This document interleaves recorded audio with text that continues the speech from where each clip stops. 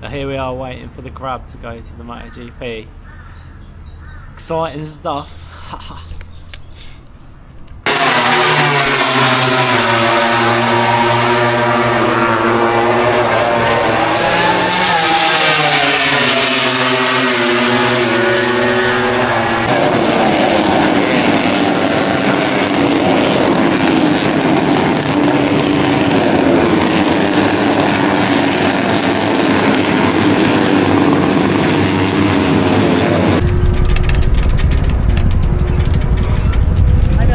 Knows something. It's following us for a while. Just a little bit of light local transport there.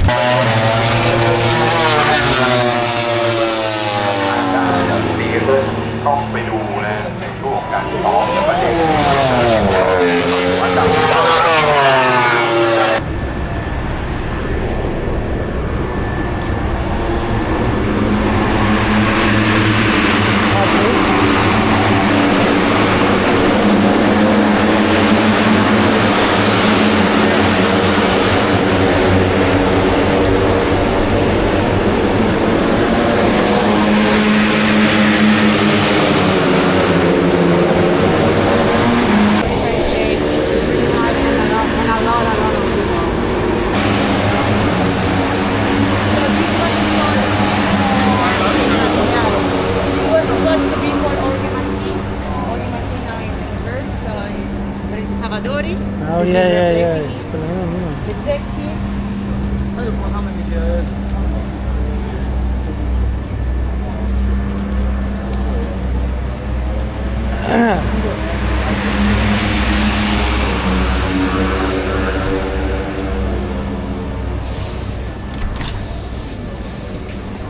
Been there. This is the real leather suit.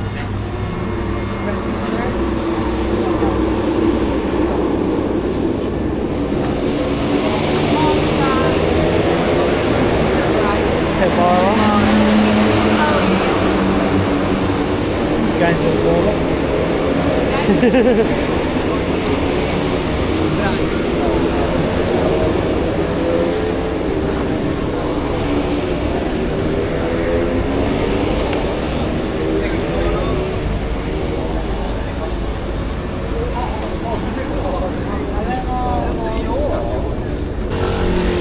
Adesso con questa divisione non ti riconosco.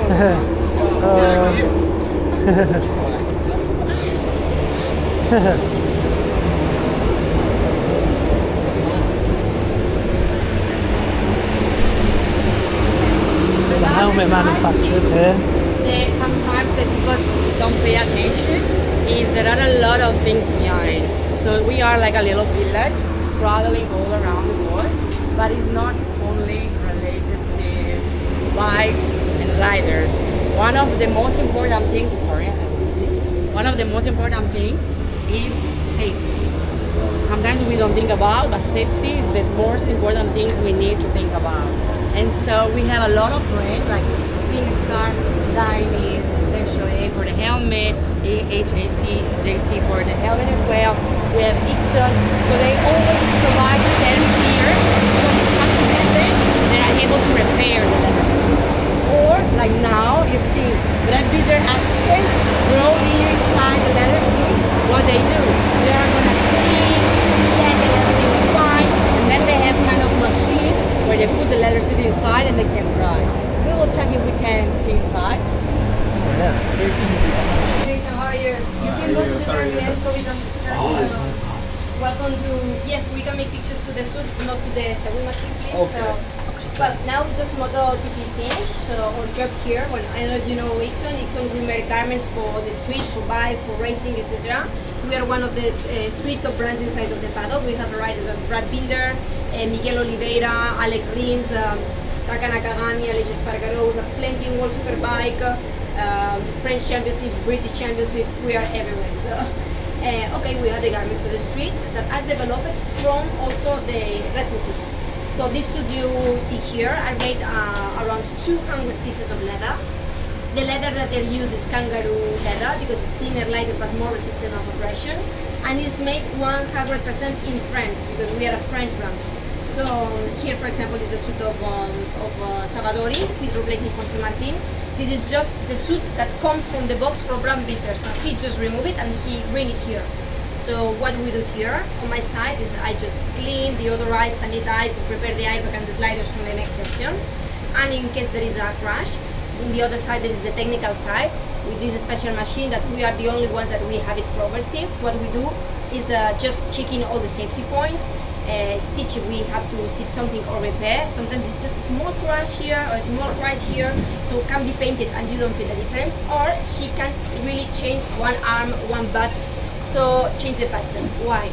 Because the rider want to go again with the same suit, and after all, because we are not going to waste a full suit of kangaroo, which is a natural product, just because one piece. So if we speak about the suits, we speak mainly about three things. First of all is safety. As you can imagine, they reach very high speed. So this circuit I think is around 339 kilometers per hour. But Brad Binder, I think it was last year, 2 days ago, make 366 kilometers per hour. So imagine driving your car at 200, 250, 300, 350. Now remove the car and everything, and the only thing you have is the leather suit, the helmet, boots, etc. So I know everyone looks the bike and looks the performance of the riders, but there is a full wall behind that we work for the show can go on. So first of all, safety. The suits has extra protection on shoulders, forearms, hips and knees, but they have an airbag located here inside which detects the position and also the speed of the bike. So it means that if you are in a corner, you are outside, also on the floor. If you just lose the front and there is not big speed, detects that there is not high impact or a high speed that is not dangerous, so it doesn't deploy it. But if you have a high side, a collision or another kind of impact that the computer detects is dangerous, it explodes and protect all the vital area. This is very important. Second thing very important is the safety. About the safety is the comfort. So Exxon is made in a special way which makes the suit very comfortable. So it means that they can move and they feel free on knee, shoulder and back. And the third thing is make the difference. Why Exxon? I mean, we are 20 brands inside of the paddock. So we work very good with aerodynamics.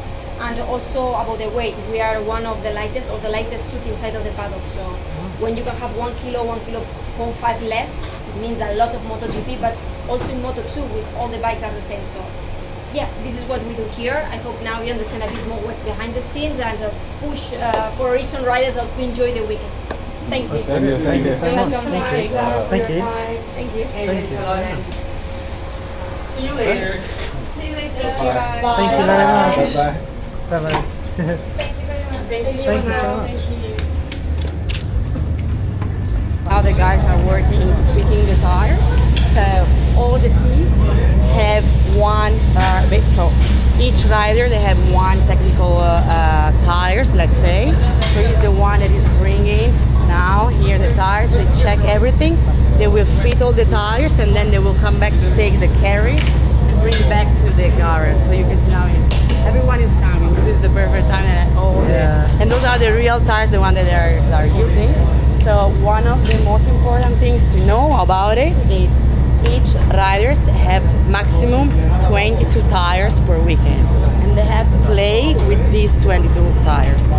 If you can see now, you can see on the side, like this one on the side, there is like a code. Each riders they have their own code, so all the time there is inside a technical guy that they check this code because they are not allowed to swap the tires between the two riders. Yeah. So for example, Jack Miller cannot use the tires of Miguel Oliveira, or Marc Marquez cannot use the tires of Pecco Bagnaia. So everyone has their 22 tires with 3 different compounds, the front one, 2 different compounds, the rear tires. And then you have to play a little bit with the strategy to keep one new tire for the race.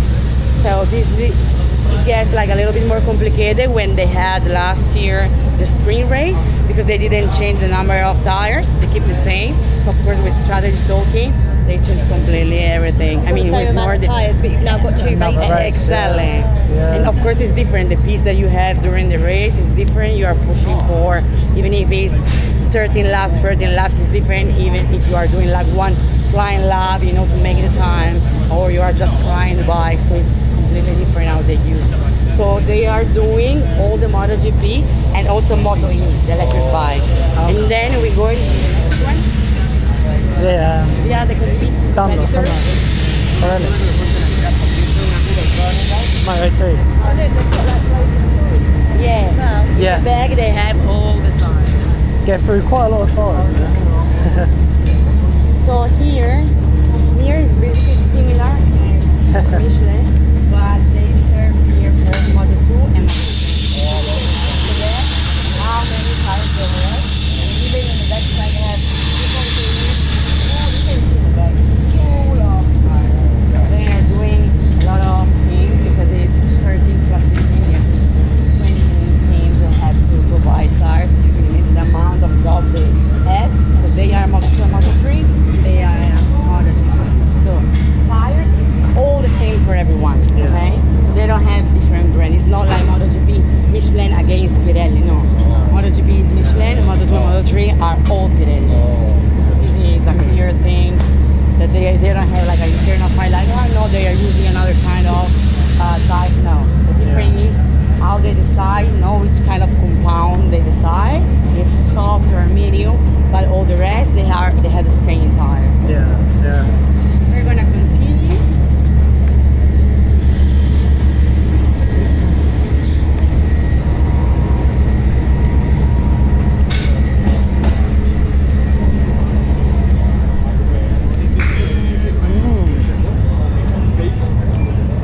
I never knew they used the same tyre brands.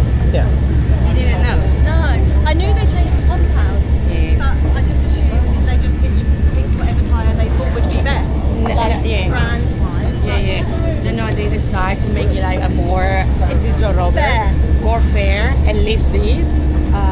Keep the Aron Canet, Joe Roberts. Oh yeah. Yeah, Aron yeah, Canet yeah. in the back. OnlyFans. OnlyFans. This is funny.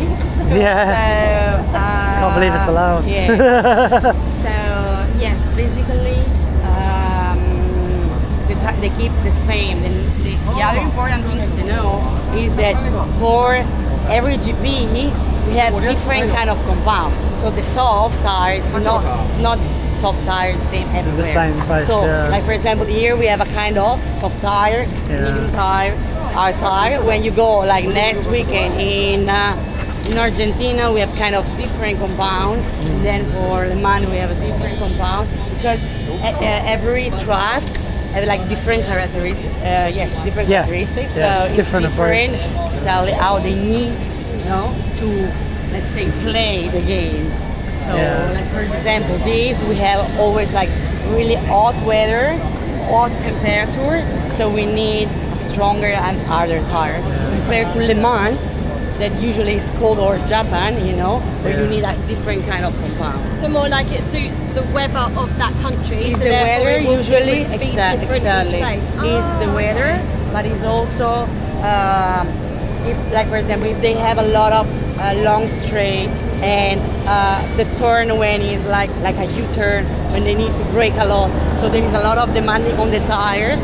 So this is how they play So the inside. So what they do is basically year by year they collect a lot of information and then decide they work on it how to improve for the year after, and then at the beginning of the season they already declare which kind of tires they are going to bring for the entire season. So it's really Yeah. specific things as well. And that's so decided by Michelin, isn't it? And Pirelli decides what compounds are going to be used, don't they? Yeah, They yeah. basically have the Yeah. engineers collecting all the data. And they Then say, during the year, like for example for this year, they decide to keep the same tires that they brought Thailand last Okay. year because they said that they had a good result. Good. And they were thinking that even we are changing month could be enough for this change of weather, this change of period. So yes, it's all about that. Yeah, the only thing is they have different kind of bike, so it's smaller because this is a 250 cc, while MotoGP is 1000 cc, so this is the main difference. And but all the other, what they are doing at job is the same that in MotoGP they do. That's right. Come through.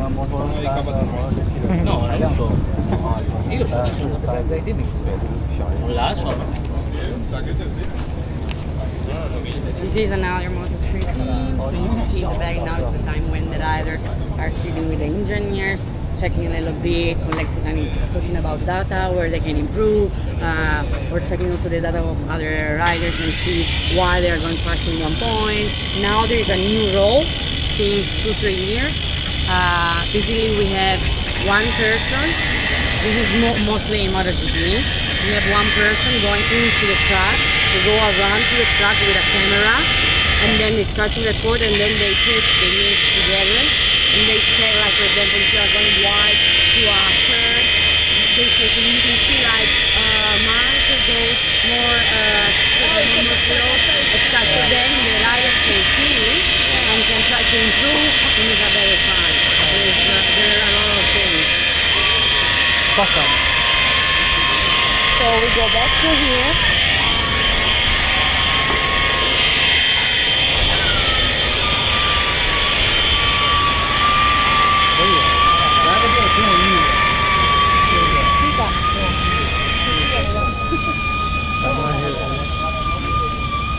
Could be a mechanic.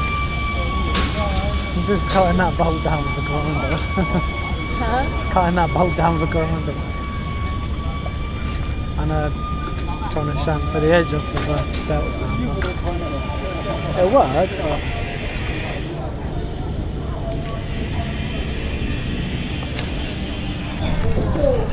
Alright, here we go, day 2. This is Saturday morning. We're going to go watch the qualifying in a minute. It starts in about 50 minutes time. So we're going to walk around, get to where we want to sit, and go and watch that and enjoy the rest of the day. Exciting again, look at it. แล้วพอมาถึงนี่ปุ๊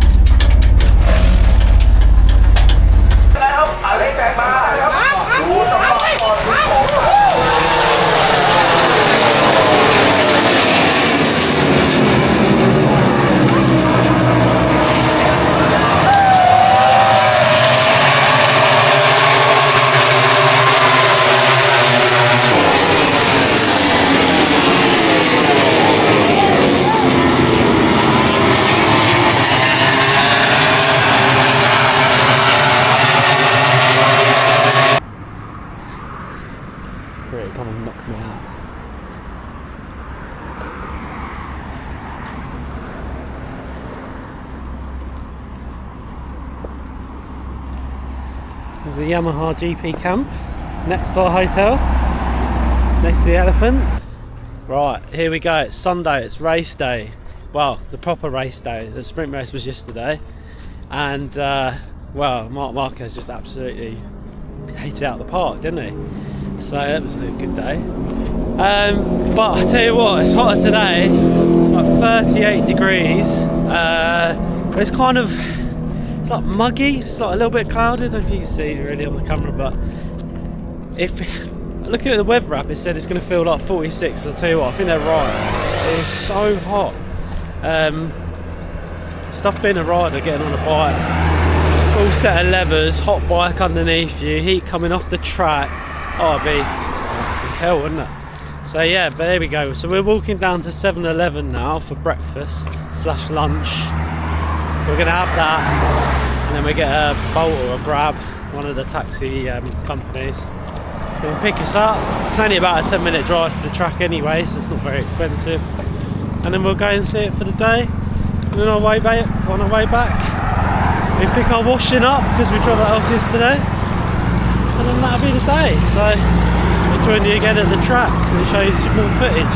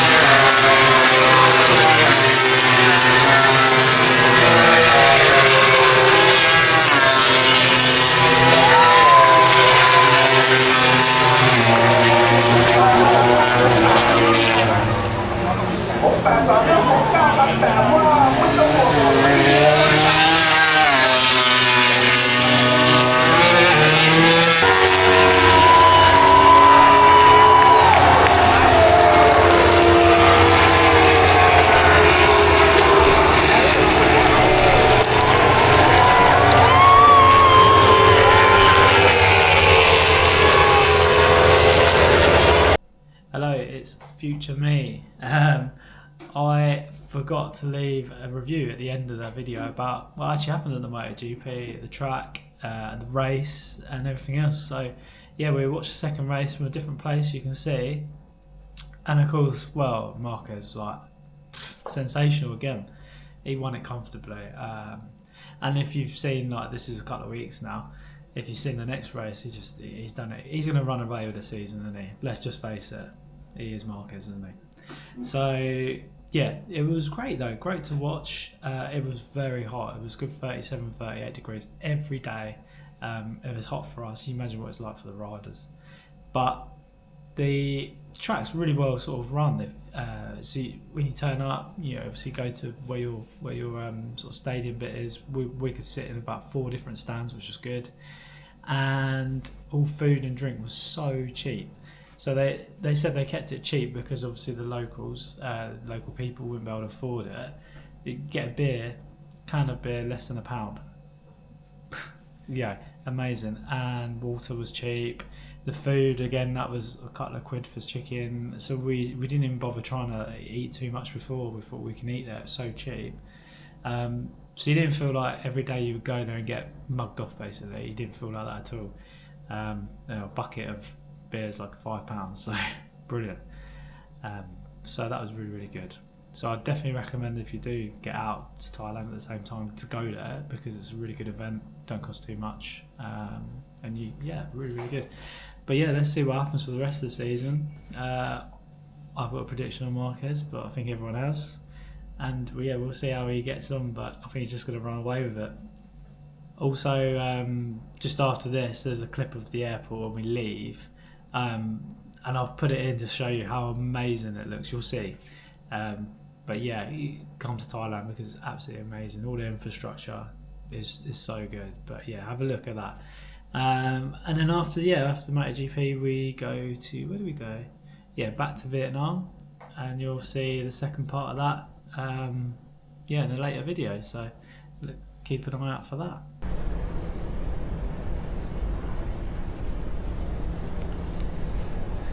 Look at this airport, it's amazing, it's so nice and modern.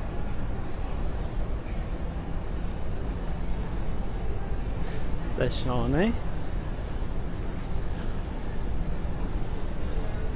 So you've decided you want to live here? I'd definitely live here, 100%. Because you like, no, in the airport. You like Oh, in it the so airport, much. yeah. It's beautiful. So nice, so clean.